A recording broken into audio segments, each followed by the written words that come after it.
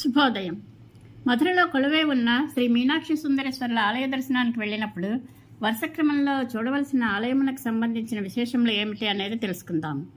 సాధారణంగా ఆలయం గురించి సరైన అవగాహన లేకపోతే ఆలయ దర్శనానికి వెళ్ళినప్పుడు స్వామివారిని అమ్మవారిని దర్శించుకుని రావడం జరుగుతుంది.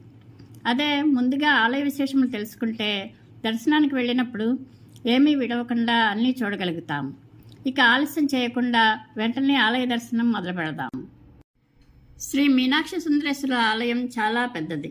ఈ ఆలయమునకు 5 ప్రవేశ గోపుర ద్వారములు ఉన్నాయి. ముందుగా శ్రీ మీనాక్షమ్మను దర్శించుటకు తూర్పు గోపురం నుండి మీనాక్షమ్మ ఆలయం యొక్క మొదటి భాగంలో ప్రవేశించగానే అష్టశక్తి మండపం కనిపిస్తుంది. ఈ మండపంలో 8 స్తంభములలో 8 శక్తుల యొక్క శిల్పాలు అందముతో అలరిస్తాయి. దారిలో వినాయకుడు, మురుగన్, శ్రీ మీనాక్షి అమ్మవారి పెళ్లికి సంబంధించిన శిల్పాలు ఉన్నాయి. దక్షిణం వైపున కౌమారి, వైష్ణవి, మహాలక్ష్మి, ఉత్తరం వైపున యక్షిణి, శ్యామల, మహేశ్వరి, మనోన్మణి మొదలగు దేవతల శిల్పాలు వేర్వేరు స్తంభములలో చక్కని నైపుణ్యంతో చెక్కబడి ఉన్నాయి. ఈ మండపంలో మీనాక్షి అమ్మవారి వివరాలు మీనాక్షి అమ్మవారి పుట్టుక నుండి శివునితో వివాహం జరిగినంత వరకు వ్రాయబడినాయి.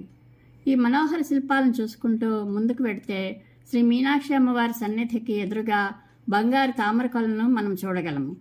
నందీశ్వరుని కోరిక మీద శివుడు తన త్రిశూలం నుండి ఈ కొలను సృష్టించినని చెప్తారు. రోజు ఒక బంగారు తామర పువ్వును ఈ కొలంలో నుండి తీసుకుని వచ్చి ఇంద్రుడు శివుని పూజించినని చెప్తారు. దీనిని మొదటి తీర్థమనియు, పరమతీర్థమనియు, ఇందులో స్నానం చేస్తే పుణ్యం కలుగుతుందని, జ్ఞానతీర్థమనియు, ముక్తి కలుగుతుందని, మోక్షతీర్థమనియు అంటారని చెప్తారు. 4 వైపులా విశాలమైన మెట్లతో ఈ కొలను చూడడానికి చాలా అందంగా, ఆహ్లాదకరంగా కనువిందు చేస్తుంది. ఈ కొలనుకు ఉత్తరం వైపున గల స్తంభములలో 24 ముఖ్యమైన కవివరుల శిల్పాలు కనిపిస్తాయి. మరొక 2 స్తంభములలో ఒకదానిపై మొట్టమొదట ఈ గుడిని చూసిన ధనంజయన్ అనే వ్యాపారి శిల్పము, 2వ స్తంభం పైన ఈ గుడిని కట్టించిన కులశేఖర పాండ్యన్ శిల్పము ఉన్నాయి. గోడల మీద శివుని గురించిన చిత్రములు, పురాణ కథలు, వివిధ అలంకారములతో చెక్కబడినవి మనకు కనిపిస్తాయి. కొలనుకి తూర్పు దిక్కు నుండి శ్రీ మీనాక్షి సుందరేశ్వరుల బంగారు కలశములను మనము దర్శించుకోవచ్చును. దక్షిణం వైపున ఉన్న గోడపైన తిరుకురళ్ యొక్క మొత్తం పాటలను పాలరాతిపైన చెక్కబడి ఉంటాయి. ఈ బంగారు తామర కొలను పైభాగంలోకి వెడితే అక్కడ ఉయ్యాల మండపం ఉన్నది. ఇక్కడ పాలరాయితో కట్టబడిన ఉయ్యాల మీద ప్రతి శుక్రవారము శ్రీ మీనాక్షి సుందరేశ్వరుల బంగారు విగ్రహములను ఉంచి ఊయల సేవ చేస్తారు. ఈ అద్భుత దృశ్యము కన్నుల పండుగగా ఉంటుంది. మండపం పైభాగంలో మురుగన్ 6 పడై మందిరములు ఉన్నాయి.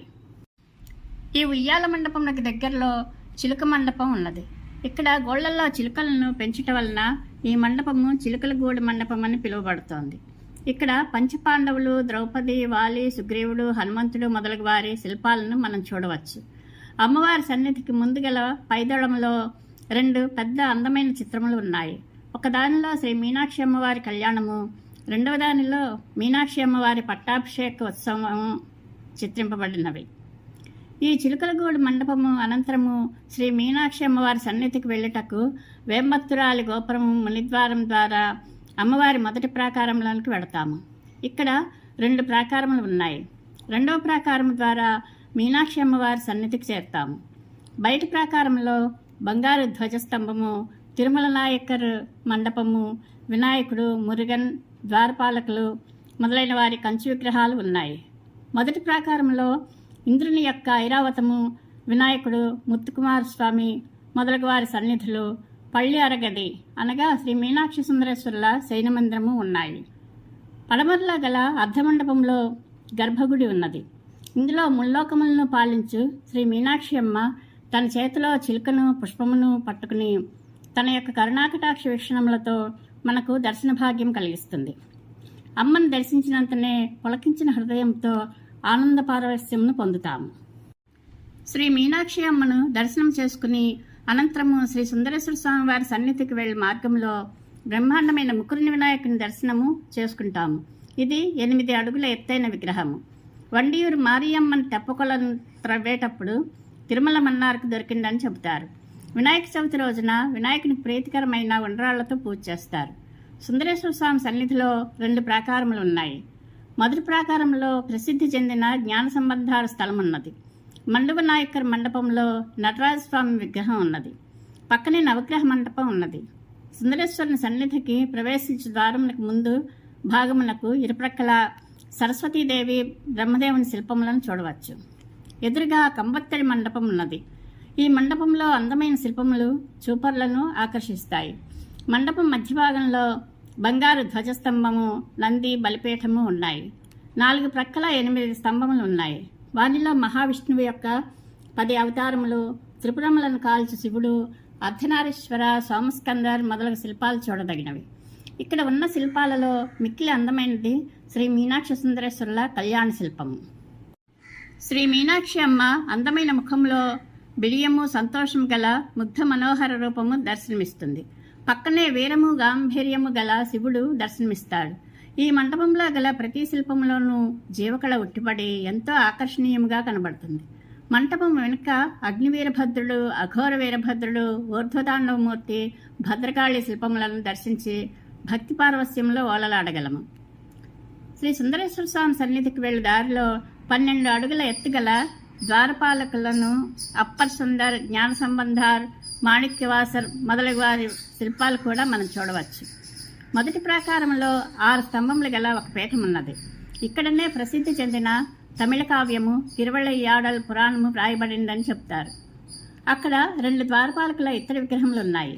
రెండవ ప్రాకారంలో కళైమగల్ 63 నాయన్మార్ ఉత్సవమూర్తులు, కాశీ విశ్వనాథుడు, దక్షిణామూర్తి, లింగోద్భవమూర్తి, భిక్షాటన స్వామి, సిద్ధుడు, దుర్గాదేవి, అలైమగల్ మొదలగు వారి ఆలయములు ఉన్నాయి. ఇక్కడనే పవిత్రమైన కదంబ వృక్షము, కనకజడ, యాగశాల, రత్నసభ, సాక్షి చెప్పే బావి చెట్టును చూడవచ్చును.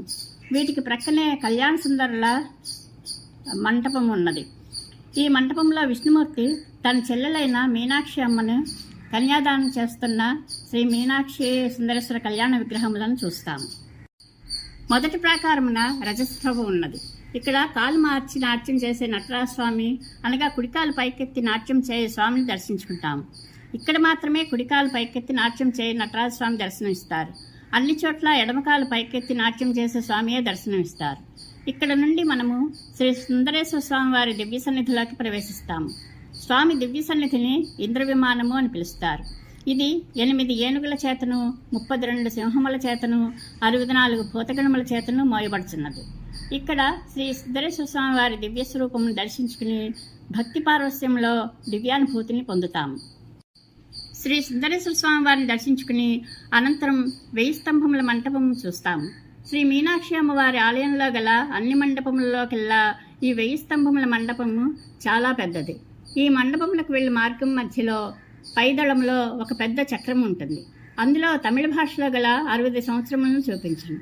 మండపంలో లోపల ప్రవేశించగానే మనకు భక్త కన్నప్ప, భిక్షాటన స్వామి, చంద్రమతి, బోయరాలు మొదలగు వారి శిల్పములు కనువిందు చేస్తాయి. ఈ మండపంలో వివిధ చిత్రకారులచే చెక్కబడిన 985 స్తంభములను మనం చూడవచ్చును. నాట్యగణపతి, సరస్వతి, అర్జునుడు, రతిమన్మథులు, మోహిని, కలియుగ పురుషుడు మొదలగు శిల్పాలను చూడగలము. మండపం చివరలో నటరాజస్వామి వారి అందమైన శిల్పమును ప్రత్యేక మంటపంలో స్థాపించబడి ఉన్నది. ఈ 1000 స్తంభముల మండపంలో శిల్పకారుల శిల్పకళా నైపుణ్యము మనకు ఆనందానుభూతిని కలుగజేస్తుంది. ఈ 1000 స్తంభాల మంటపములకు దక్షిణం వైపున మంగయ్యర్ కరసి మండపం ఉన్నది. ఈ మండపం మధ్య భాగంలో శివలింగం ఉన్నది. ఈ మండపములకు దక్షిణ భాగంలో చాలా అందమైన వివాహ మండపం ఉన్నది. ఈ మండపంలోనే ప్రతి సంవత్సరము చైత్రమాసంలో చైత్ర శుక్ల త్రయోదశి రోజున శ్రీ మీనాక్షి, శ్రీ సుందరేశ్వర స్వామి వార్ల కళ్యాణం అంగరంగ వైభవంగా జరుగుతుంది. ఈ మండపం ప్రక్కనే మరుదు పాండ్యరాజు కట్టించిన నేర్వైకార మండపం ఉన్నది. ఇక గోపురముల విషయానికి వస్తే శ్రీ మీనాక్షి సుందరేశ్వరుల సన్నిధులకు 4 వైపులా ఆడివీధులు అనే పేరుతో దారులు ఉన్నాయి. ఈ దారిలో 9 ఎత్తైన గోపురములు ఉన్నాయి. వీనిలో దక్షిణ గోపురము చాలా ఎత్తైనది. దీని ఎత్తు 160 అడుగులు. చూపర్లకు చాలా ఆకర్షణీయంగా కనిపిస్తుంది. మధురై నగరంలో ప్రవేశించగానే మొదట మనకు పడమట గోపురం కనిపిస్తుంది. అది 154 అడుగుల ఎత్తుగలది. ఉత్తరములో గల గోపురంలో మిగిలిన 3 గోపురముల వలె పురాణ కథలు, శిల్పాలు చెక్కబడలేదు. దీనిని మెత్తై గోపురం అని పిలుస్తారని చెప్తారు. చాలా పురాతనమైన తూర్పు గోపురము 153 అడుగుల ఎత్తు గలది. ఇది కాక చిత్రగోపురము, వెంబత్రార్ గోపురము, నట్టనడు గోపురము, ఎదురూప గోపురమును పోలిన పలు చిన్న గోపురములను ఆలయం యొక్క అందములు ద్విగుణీకృతం చేస్తున్నాయి. ఉత్తర ఆడి వీధిలో గల మెట్టై గోపురము ప్రక్కన సంగీతనాదం కలిగించు 5 పెద్ద స్తంభములున్నవి. ఒక్కొక్క స్తంభంలోనూ 22 చిన్న స్తంభములున్నాయి. ఒక్కొక్క స్తంభమును తడితే మనోల్లాసం కలిగించు సంగీతనాదం వినిపిస్తుంది. గుడికి తూర్పు గోపురములకు ముందు కొత్త మంటపం ఉన్నది. దీనిని వసంత మంటపం అని చెప్తారు. తమిళ్లో పుదు మంటపం అని అంటారు. ఈ మంటపం మధ్యలో ఒక రాతి మేడ ఉన్నది. ఈ మంటపమును కట్టించిన తిరుమల నాయకర్ ఇంకనూ పలు మన్నారుల శిల్పములను ఇక్కడ చూడవచ్చును. తిరువిళయ్యాటల పురాణము, మీనాక్షి కళ్యాణము, రావణుడు కైలాసమును ఎత్తు దృశ్యములు, చెరకును తించున్న ఏనుగు మొదలైన శిల్పాలను వసంత ఉత్సవ సమయంలో చూపరులను ఆకర్షించే విధంగా అలంకరిస్తారు. కొత్త మంటపంకు ముందు సగం కట్టి ఉంచిన రాజగోపుర పీఠం కనిపిస్తుంది. ఈ గోపురం పూర్తిగా కట్టినట్లయితే ఇది అన్నింటిలోకి ఎత్తైన పెద్ద గోపురముగా ఉండేదని చెప్తారు.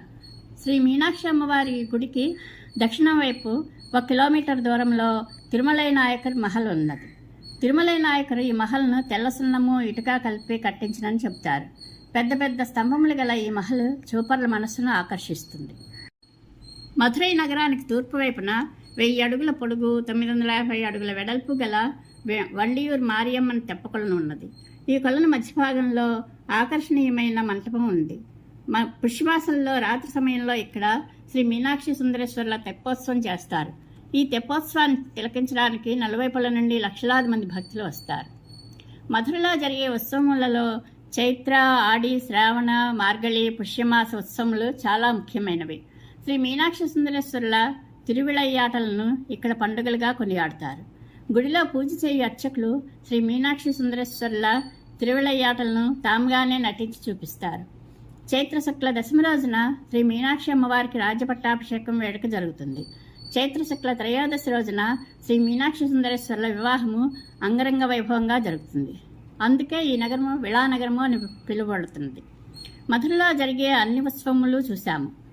అన్నీ చూసినా మళ్ళీ శ్రీ మీనాక్షి సుందరేశ్వర్ల దర్శనానికి వెళ్ళినప్పుడు కొత్త విశేషం కనిపిస్తుంది. అదే శ్రీ మీనాక్షమ్మ మహిమ. శ్రీ మీనాక్షి సుందరేశ్వరుల దర్శనానికి ఎప్పుడు వెళ్ళినా మా పుట్టింటికి అమ్మ దగ్గరికి వెళ్ళినంత ఆనందం, అనుభూతి కలుగుతాయి. ఇవి క్లుప్తంగా ఆలయ దర్శన విశేషాలు. శ్రీ మీనాక్షి సుందరేశ్వరానుగ్రహ ప్రాప్తిరస్తు. శుభం భూయాత్.